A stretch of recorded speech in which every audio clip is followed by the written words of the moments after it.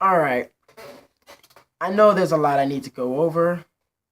So, let's begin. I'm actually going to be getting around to making two separate videos. One about Mighty Number 9, which is this specific one right here. And then I'm going to make another video about an update on Infinite Warfare's pre-order fiasco, which I'm sure has gotten around to. But I just want to address Mighty Number 9 first because I feel I'm closest to the situation.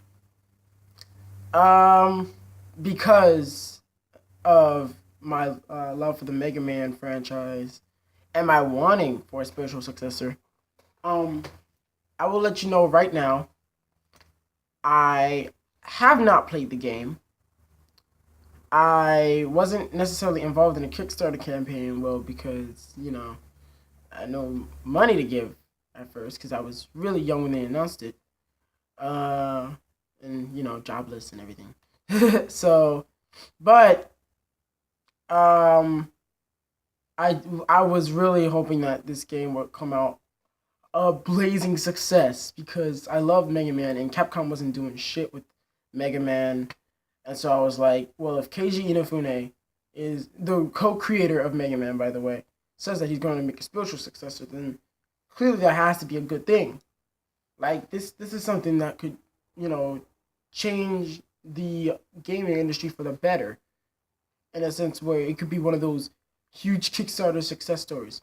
Now, I haven't heard, I haven't played the game like I said before, but I have heard a lot of, frankly, negative comments.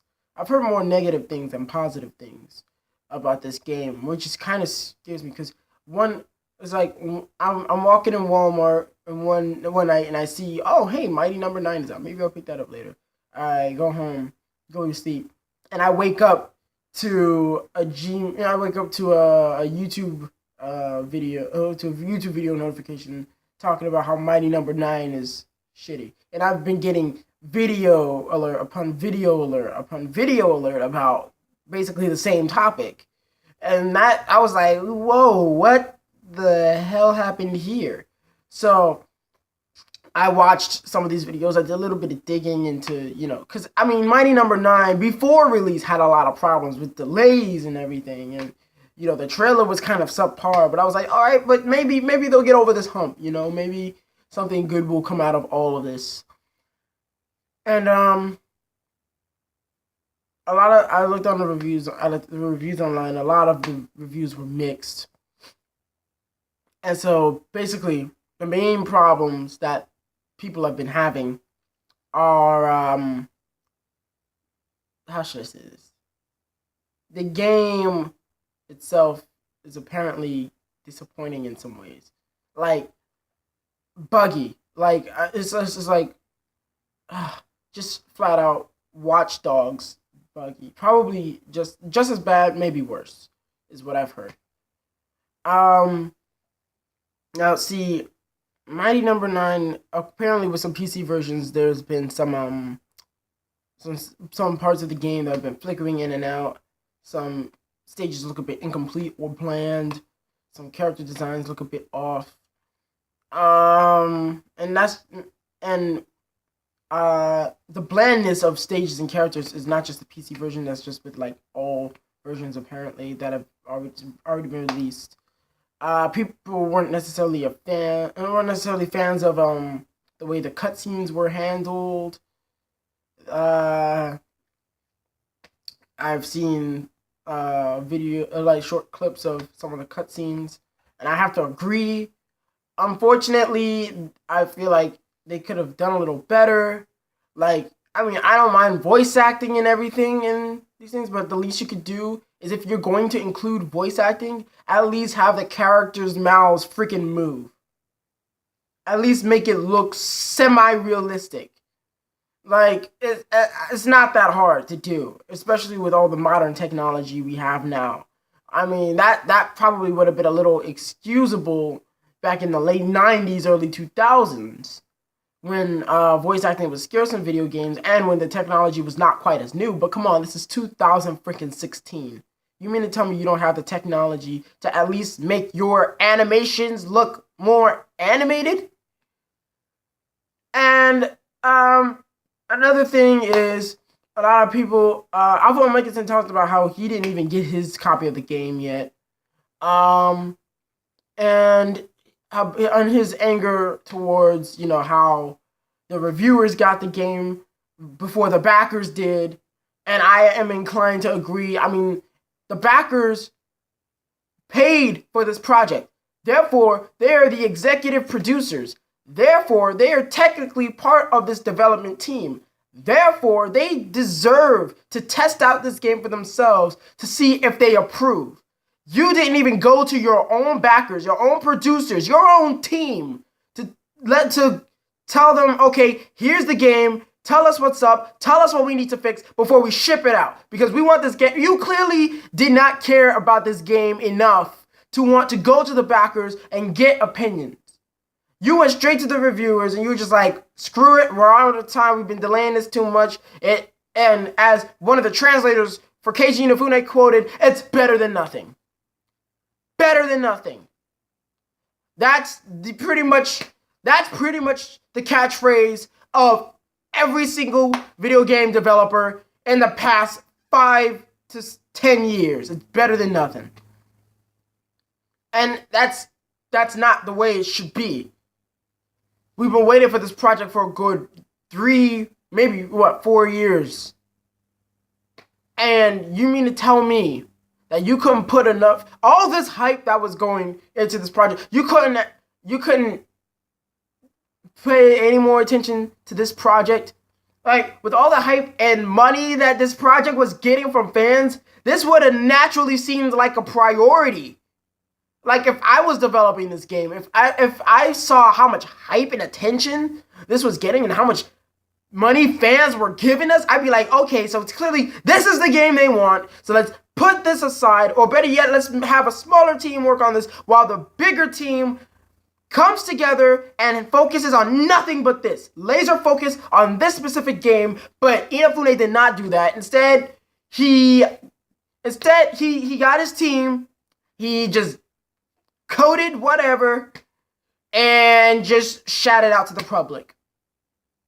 And there you have Mighty Number 9. Now, I didn't play it, so I don't know how bad the gameplay is. But from what I've heard, the gameplay is not any better. I've heard different things, of course, mixed opinions. Oh, the game's not as bad as people make it. Oh, it's a piece of crap. So I don't know who to believe. The only way I can actually know for myself is if I were to play it. But I don't feel like paying $60 for that. So you know what? If I do decide to play this game, if at all, then I'm going to rent it. And if it sucks crap, never touching it again. And it's sad because I want to support Comcept on the stuff they do. And I want to support Inafune because he's done some great work with Capcom. Excellent work. Mega Man. Not Resident Evil. Well, I'm sure he did some Resident Evil, but he mainly did Dead Rising also.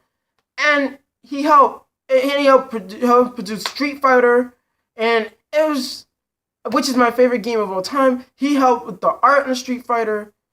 So naturally, I'm gonna want to give this dude the benefit of the doubt. But if it's as bad as people say it is, then I'm sorry. I have no choice but to declare this a total scam.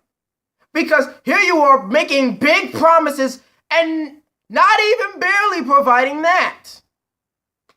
And that's ridiculous. That's not how it should be.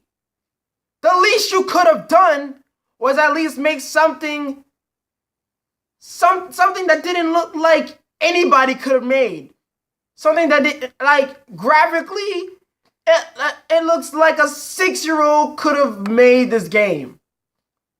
I wish they had stuck with the 2D concept art as that looks closer to Mega Man to me. When they said they were going 2.5D, I was a little bit worried because I wasn't sure if it was going to be quite as vibrant and colorful and fresh as the 2D art looked. And I was right. So there you have it. I'm severely disappointed by all of this news and negative backlash surrounding Mighty Number 9. And you could argue that this happens with every game that comes out. Like, look at it. Look at Street Fighter V. Everybody's been crapping on that because of the poor launch tactics of Capcom. And I agree, Capcom could have handled the launch better. But it's overall not a bad game. In fact, I love that game. It's a great game. And, you know, it happens a lot. People crap on basically a lot of games, a lot of new games that come out. It's just, it's easier to hate on something when, you know, when it's new and when it has attention, because then you have attention. So, of course, people are going to want that attention. So whatever people like or look forward to, they'll most willingly hate because, hey, they get the most attention out of that. But this is not one of those cases. This actually, from what I'm hearing, deserves the backlash that it's getting. And that's sad. Because I really was looking forward to this game for years. And I really wanted some sort of success with a Mega Man successor. And think about it this way. If this bombs, then what makes you think that Capcom is going to want to do a Mega Man 11? Chances right now for a Mega Man 11 are slim to none, and it's all thanks to Mighty Number 9. So, thank you, Inafune. Thank you for crapping on all of our dreams. You made great games in the past. So, what happened here? Even Kaio King of Pirates, which was done by Comcept, by the way, wasn't bad. Comcept, what happened here? Where did we go wrong here? What tactics did we try that failed here? Because those are the kind of tactics that you need to fix if you're ever going to do another game again. If you're ever going to get the public's trust ever again. Because right now, nobody wants to touch anything Comcept related after this. So you really gotta work your asses off to get the public's trust back again, because at this point you're on thin ice. Things are going downhill, and you only have yourselves to thank for that because you didn't take the proper care for this game. And if you don't give a crap about the game, then clearly you don't give a crap about the fans, and that's what I'm seeing here. So you need to prove me wrong or just shut it down. Shut it all down. I'd rather you shut it down than continue to lie to us another day. And that is all I have to say on the subject. Once again, I will be uploading another video either today or tomorrow, depending on whenever I get around to it, because I have been busy lately with my band, and we've been focusing on our tour. Not to create any advertisements, but I might as well since I already mentioned it. Go ahead and check out our YouTube page. It's Rising Revolution Official.